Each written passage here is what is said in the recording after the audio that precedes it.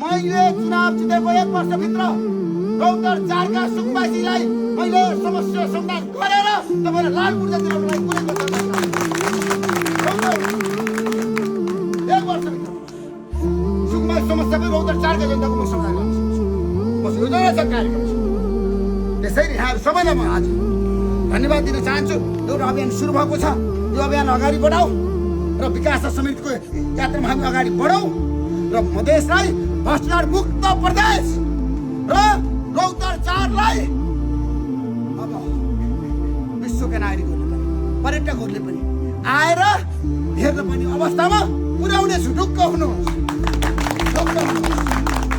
त्यस्तो किसिमको यो समस्या